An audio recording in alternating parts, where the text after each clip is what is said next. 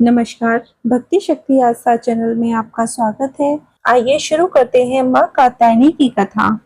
नवरात्र के 9 दिन माँ दुर्गा के 9 स्वरूपों की पूजा अर्चना कर उनका आशीर्वाद प्राप्त किया जाता है।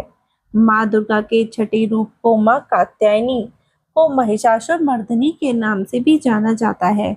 चलिए नवरात्र के छठे दिन माँ कात्यायनी की पूजा के बारे में जानते हैं। पौराणिक कथाओं के अनुसार एक बार महर्षि कात्यायन ने संतान प्राप्ति के लिए माँ भगवती की कठोर तपस्या की। महर्षि कात्यायन की कठोर तपस्या से माँ भगवती प्रसन्न हुई और उन्हें साक्षात दर्शन दिए। कात्यायन ऋषि ने माँ के सामने अपनी इच्छा प्रकट की। इस पर माँ भगवती ने उन्हें वचन दिया कि वह उनके घर उनकी पुत्री के रूप में जन्म लेंगी।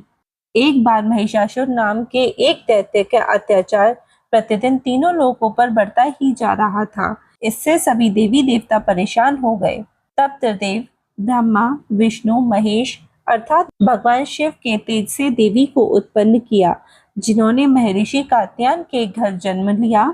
महर्षि कात्यायन के घर जन्म लेने के कारण उन्हें कात्यायनी नाम दिया गया। माता रानी के घर में पुत्री के रूप में जन्म लेने के बाद ऋषि कात्यायन ने सप्तमी, अष्टमी और नवमी तिथि पर माँ कात्यायनी की विधि विधान से पूजा अर्चना की। इसके बाद माँ कात्यायनी ने दशमी के दिन महिषासुर का वध किया और तीनों लोगों को उसके अत्याचारों से मुक्ति दिलाई। माँ कात्यायनी की पूजा विधि किस प्रकार की जाती है, आइए अब हम यह जानते हैं। नवरात्रि का छठा दिन माँ कात्यायनी की पूजा के लिए समर्पित है। ऐसे में इस दिन सुबह जल्दी उठकर स्नान आदि से निवृत्त होकर नीले रंग के वस्त्र धारण करें। इस दिन माँ का श्रृंगार लाल रंग से करें। इसके बाद विधि विधान से माता कात्यायनी की पूजा करें और उन्हें पीले फूल और शहद अर्पित करें।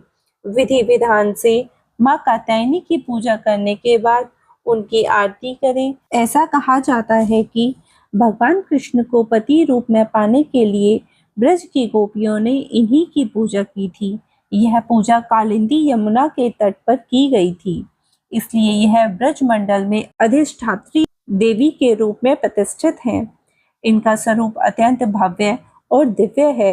यह स्वर्ण के समान चमकीली हैं। इनकी 4 भुजाएं हैं। दाईं तरफ का ऊपर वाला हाथ अभय मुद्रा में है तथा नीचे वाला हाथ वर मुद्रा में है। माँ के बाईं तरफ के ऊपर वाले हाथ में तलवार है व नीचे वाले हाथ में कमल का फूल सुशोभित है। इनका वाहन भी सिंह है। इनकी उपासना और आराधना से भक्तों को बड़ी आसानी से अर्थ, धर्म, काम और मोक्ष चारों फलों की प्राप्ति होती है। उसके रोग, शोक, संताप और भय नष्ट हो जाते हैं। जन्मों के समस्त पाप भी नष्ट हो जाते हैं।